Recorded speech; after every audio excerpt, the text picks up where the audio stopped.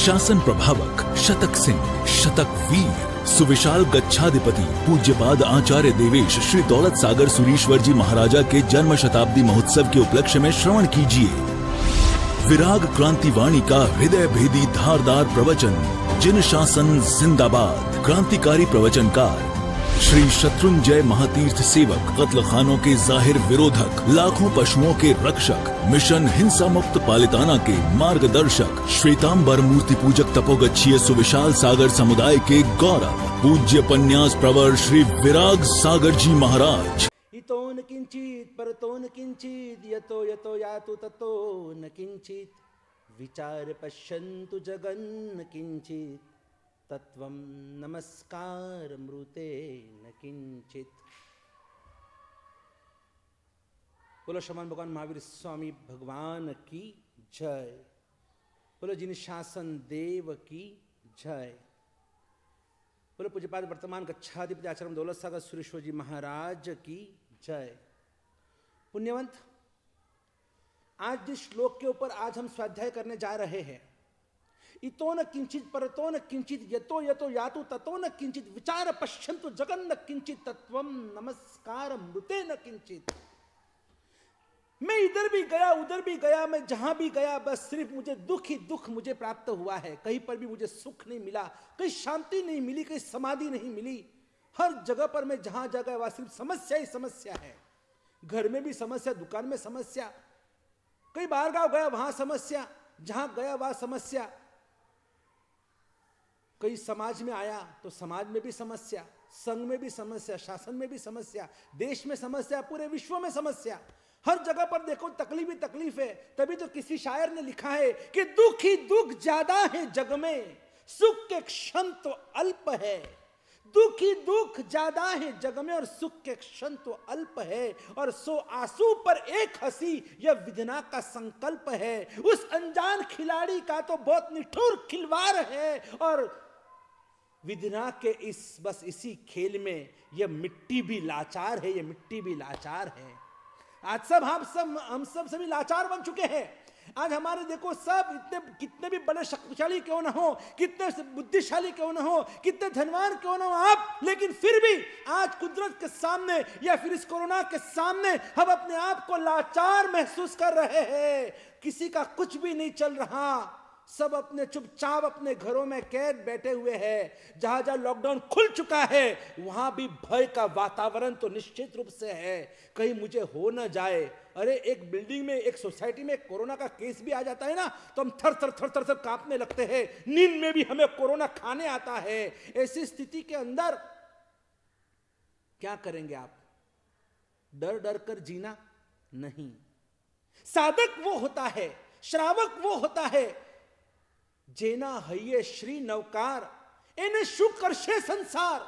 जिसके हैया में, जिसके हृदय में, जिसके दिल में, जिसके दिमाग में, जिसके रोम रोम में नवकार बसा हुआ है, परमात्मा बसे हुए हैं, देव और गुरु और धर्म स्थापित हुए हैं, फिर उसे डर किस बात का हमें भय होना चाहिए? नहीं, हमें निडर बनना है। अभय दयानम चक्षु दयानम नमोत्थुनम में हम भगवान का विशेषण बोल तो देते हैं, तो सिर्फ बोलने के लिए नहीं है, यहां पर उसका स्पर्श होना चाहिए कि नहीं, मैं अभय दाता ऐसे परमात्मा के शरण में चला गया हूं, फिर मुझे डर किस बात का है? इतना बड़ा महाभारत का युद्ध हो गया। इतने बड़े महाभारत के युद्ध के अंदर कभी अर्जुन को कभी भी डर नहीं लगा, क्योंकि उसे पता था कि मेरे भगवान, मेरे प्रभु, मेरे श्री कृष्ण, मेरे माधव मेरे साथ में है।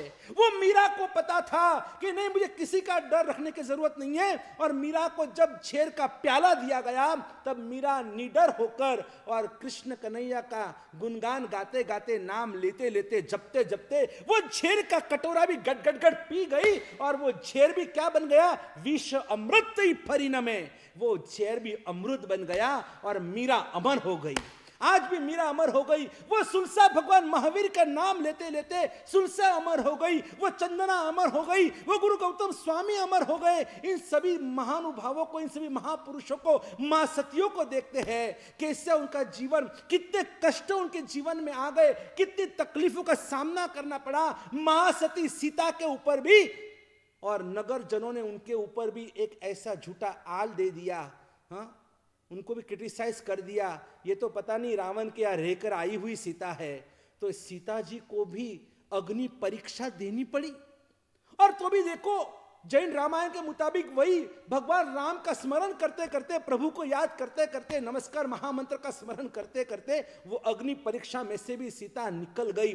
वो सुभद्रा महासती को और सासू जी ने उसके ऊपर भी झूठा इल्जाम लगा दिया, ये तो उल्टा है, ये व्यभिचारिणी है। और तब सती सुभद्रा ने अपने सतीत्व की परीक्षा करने के लिए नमस्कार महामंत्र का ध्यान करते करते वो जो चलनी होती है ना, चलनी, हाँ, जैसे आप जिसमें आप आटा चालते हैं, उस चलनी को कुएं के अंदर डाला और कच्चे सूतर की डोरी से उसको बांधा और उस कुएं में से, वो चलनी से उस कुएं का पानी बाहर निकाला। इम्पॉसिबल है, लेकिन ये नमस्कार महामंत्र का चमत्कार है, ये परमात्मा का शरण और उसका ये चमत्कार है।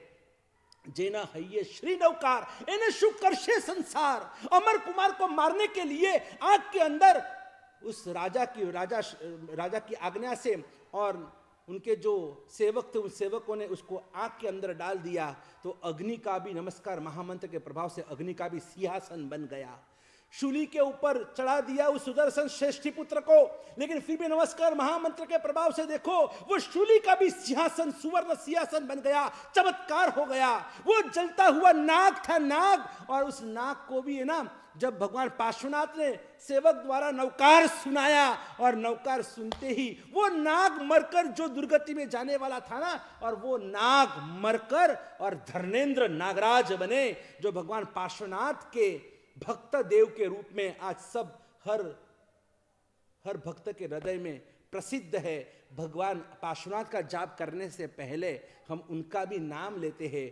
ओम रीम अरहम श्रीम धर्मेंद्र पद्मावती परिपूजिताय श्री संकेश्वर पार्श्वनाथाय नमो नमः। उस धर्मेंद्र का नाम आज भी हम लेते हैं। ये नमस्कार महामंत्र का प्रभाव था कि एक समड़ी थी, एक ऐसा वो हिंसक जीव था, और जब शिकारी ने उसको शिकार किया और वो तड़प रही है, वो समड़ी तड़प रही है, और उस समय दो मुनि भगवंतों ने विहार करते करते देखा और वो तड़पती हुई समड़ी को उन्होंने नवकार सुनाया, तो समड़ी मरकर और सुदर्शना राजकुमारी बनी। ये प्रभाव है नमस्कार महामंत्र का कि मरते मरते भी किसी को नवकार सुनाया ना, और वो भी कौन बन गया, वो भी अपने आत्मा का कल्याण साध गया और वो भी परम गति या फिर अच्छी देव गति प्राप्त कर लिया। ऐसे कितने दृष्टांत, तो लाखों करोड़ों दृष्टांत शास्त्र में मौजूद है कि वो श्रीमती श्राविका देखो, और सास ससुर ने मारने के लिए उस जमाने में भी यही झगड़े चलते थे। वो सासू के लिए कहते हैं ना, जे बोले वाकू, जे जुए त्रासू, जे सोनू नहीं पन कासू, अने वहुना आंखमा लावे आंसू, एनु नाम छे सासू। जबकि आज तो ऐसी सासू भी रही भी नहीं है जो बहू को परेशान कर रही है। अभी तो पूरा शीर्षासन चल रहा है, अभी तो न्यू जनरेशन का राज घर घर में चल रहा है। लेकिन पहले तो ऐसा ही था, सास ससुर ने मिलकर और पति ने मिलकर उस श्रीमती श्राविका को मारने के लिए एक माया जाल बिछाई और एक सांप, जहरीला सांप लेकर आए और एक मटके के अंदर उस सांप को रख दिया। और फिर उस श्रीमती श्राविका जो पूरे दिन धर्म पूरे दिन नौकार नौकार नौकार गिनती रहती थी, उठते बैठते खाते पीते कुछ भी घर का काम करते करते, आजकल तो आज की बहनें तो पूरे दिन घर का काम करते करते कान में ईयरफोन डालकर और पिक्चर के गीते सुनती रहती है। यहाँ रसोई चल रही है और पिक्चर के गीत चल रहे हैं, कहीं टीवी के अंदर कहीं ना कहीं मन है, और फिर रसोई करते फिर वो जो विचार, जो जैसे आपके विचार है ना, आप रसोई करते करते आप जो भी विचार करते हैं वही विचार उस रसोई के अंदर चले जाते हैं, और फिर आपके हाथ से बनाई हुई रसोई जो भी खाता है उसको भी वैसे ही फिर बुरे विचार आते रहते हैं। इसलिए कम से कम मैं तो अनुरोध करता हूं हमारी सभी माता और बहनों से, कम से कम आप जब रसोई करते हो, घर का काम करते हैं, उस समय आप कोई भी पाप का विचार मत कीजिएगा, क्योंकि पूरा घर आपके ऊपर डिपेंड नहीं है। आपके घर में साधु संत आते हैं, आपके हाथ की भिक्षा गोचरी लेते हैं, कोई भी मुसाफिर आपके हाथ की भिक्षा ग्रहण करता है, तो उसके मन में अगर ऐसे बुरे विचार आपकी वजह से आ जाएंगे तो इसका भागीदार कौन? आपको भी भुगतना होगा। ये कर्म देखो, कर्म बांधने से पहले 1000 बार सोचो, क्यों भोग विलास करना है। ठीक है, उसके टाइम पे आपको जब आपको एंटरटेनमेंट करना है तो उसके लिए अलग टाइम रखो ना, लेकिन जब आप कुछ अच्छे काम कर रहे हो और उसमें भी रसोई का काम करते करते, ये श्रीमती श्राविका को तो ऐसा नियम था, उठते बैठते खाते पीते जो भी काम करते, चाहे फिर वो बर्तन मांजना है, कपड़े धोना है, घर का काम करना है, रसोई बनाना है, हर बात में नमो रियंतानम, नमो सिद्धानम, नमो आयर्यानम, नौकार नौकार नौकार। और वही देखो नौकार का चमत्कार देखो, जब उस सासू ने कहा कि जाओ बेटा और उस मटके में से एक फूल की माला लेकर आओ, जिस मटके में सांप भरा हुआ था, और उसी मटके के अंदर हाथ डालने के बाद बोलो क्या हुआ, सबको पता है, सबने कहानी सुनी हुई है कि जैसे उस श्रीमती श्राविका ने उस मटके में हाथ डाला और बोलो अंदर से क्या निकला, सब बोलेंगे फूल की माला निकली। कितना इजीली आप बोल सकते हो कि फूल की माला निकली। अगर यही प्रयोग अगर आपके गांव में, आपके संघ में, आपके बिल्डिंग में अगर ऐसा प्रयोग रखा जाए तो, कि जिनको भी नौकार आता है आपके सामने, अगर किसी ने उसके अंदर अगर सांप भरा है और अगर आप वहां से नौकार गिनते गिनते आएंगे और अगर आप अंदर हाथ डालेंगे, बोलो क्या होगा, क्या फूल की माला निकलेगी? क्या आपको भरोसा है कि उसमें से फूल की माला निकलेगी? आप बोले कि नहीं साहब जी, ये तो नहीं हो सकता है, कैसे फूल की माला निकल सकती है? श्रीमती श्राविका ने हाथ डाला तो सांप की फूल की माला हो गई, और अगर आप हाथ डालेंगे तो क्या होगा? आप बोलेंगे साहब जी उसमें फूल की माला होगी तो वो सांप बन जाएगा। यही तो हमारी ट्रेजेडी है, यही तो हमारा जीवन ये ऐसा बोगस हो चुका है कि हमको श्रद्धा ही नहीं है, विश्वास ही नहीं है। ये सब दृष्टांत आपको सुनाए गए कि अमर कुमार का क्या हुआ और सुदर्शन सेठ का क्या हुआ और श्रीमती श्राविका का क्या हुआ, यह सुनने के बाद आपकी श्रद्धा मजबूत होनी चाहिए। श्रद्धा में अगर जान है तो भगवान तुमसे दूर नहीं, और आंखों में अगर मुस्कान है ना तो इंसान तुमसे दूर नहीं। श्रद्धा में जान होनी चाहिए। श्रीमती श्राविका का दृष्टांत सुनने के बाद हर महिला, हर श्राविका, हर माता बहनों के दिल में, हर साधक के दिल में यह श्रद्धा गुंजित होनी चाहिए। क्या बात है कि सांप और फूल की माला बन सकता है ये नौकार के प्रभाव से। बस जो नौकार श्रीमती श्राविका को मिला था ना, वही नौकार तुम्हें और मुझे भी वही नौकार मिला है। 68 अक्षर का नौकार, जिसके एक अक्षर का स्मरण करने से 7 सागरों पर पापों का नाश होता है। अगर एक पूरा पद आप स्मरण करते हो, नमो अरिहंतानम पूरा पद स्मरण करते हो, 50 सागरों पर पापों का नाश होता है। और एक पूरा नौकार श्रवण करते हो, 500 सागरों पर पापों का नाश होता है। और एक पक्की माला 108 नौकार का जाप करते हो ना, तो 54,000 सागरों पर पापों का नाश होता है। 7वीं नरक का आयुष्य कितना आपको पता है? 33 सागरोपम का। सागरोपम मैंने पहले आपको बताया था कि सागरोपम क्या होता है। एक सागरोपम यानी 10 कोटि पल्योपम इज इक्वल टू एक सागरोपम। तो ऐसे 7वीं नरक का आयुष्य 33 सागरोपम का आयुष्य होता है। और आप सोचो, सिर्फ एक नौकार गिनते हैं ना, कोई एक नौकार, तो एक नौकार गिनने वाले को कितना पुण्य मिलता है मालूम है? 500 सागरों पर नरक के दुखों का नाश होता है। इसका मतलब आप एक नौकार भी गिनते हो ना, तो आप 15.5 बार 7वीं नरक में जाते हुए आप रुक जाते हो, अटक जाते हो। 15.5 बार आप कैलकुलेशन करके देखिए, 500 डिवाइडेड बाय 33 कीजिए। 33 सागरोपम 7वीं नरक का आयुष्य है, और एक नौकार गिनने से 500 सागरोपम नरक के दुखों का नाश होता है। यानी क्या ताकत है ये पंच परमेष्ठी भगवंतों की, क्योंकि एक नौकार में नमो अरिहंतानम में अनंत अनंत अरिहंत विराजमान है। नमो सिद्धानम में अनंत सिद्ध भगवंत, नमो आयर्यान में अनंत आचार्य, नमो वज्झान में अनंत उपाध्याय, नमो लय सव साहुनम में अनंत अनंत अनंत भूत भावी वर्तमान के साधु जी भगवान, पंच परमेष्ठी भगवान जिस नौकार के अंदर एक महाशक्ति के रूप में विराजमान है। और ऐसे नमस्कार महामंत्र की मैं बात कर रहा हूं, जय नौकार और कर भव पार।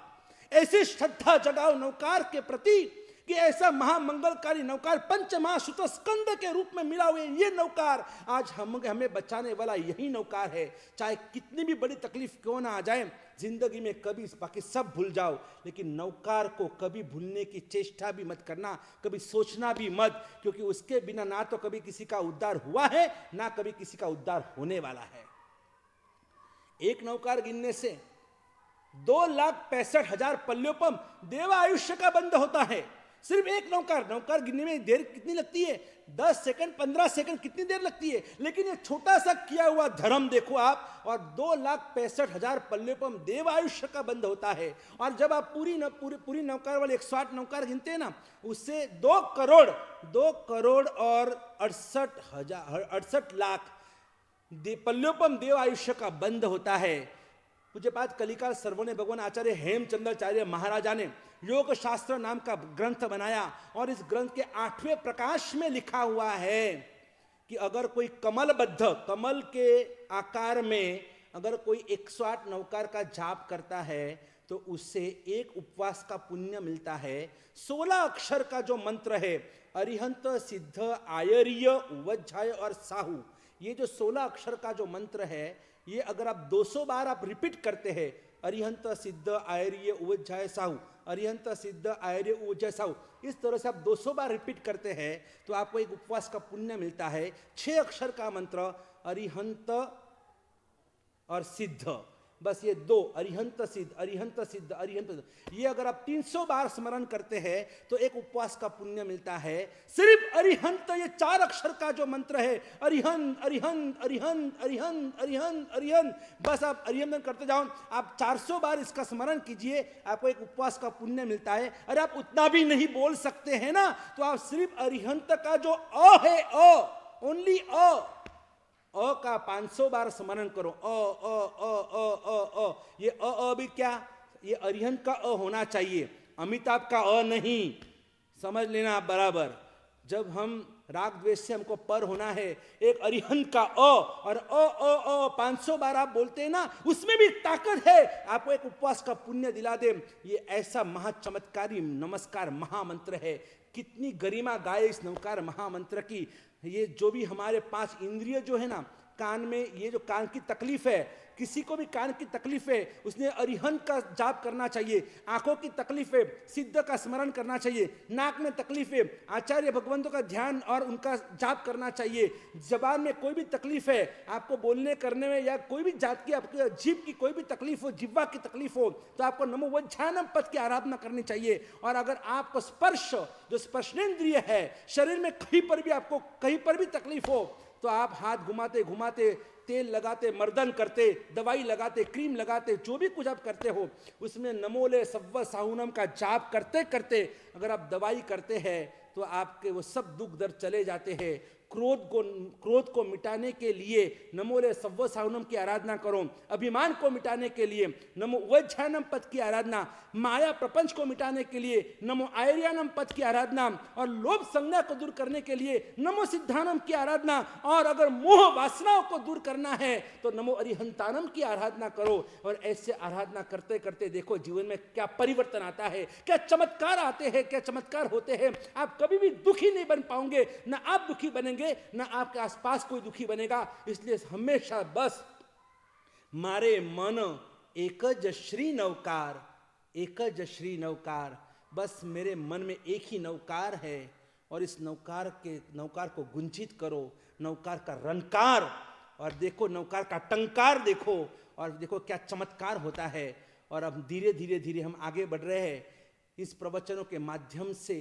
ऐसा यूटर्न हमारे जीवन के अंदर हमें लाना है, हमें वो तत्व ज्ञान तक पहुंचना है, उनके रहस्य तक पहुंचना है कि क्यों अभी तक हमारा मोक्ष क्यों नहीं हुआ, क्यों ये दुनिया पूरी दुखी है, ये आत्मा क्या है, परमात्मा क्या है। इन सभी बातों को लॉजिकली हमें समझना है और समझने के लिए आपको सुनना होगा।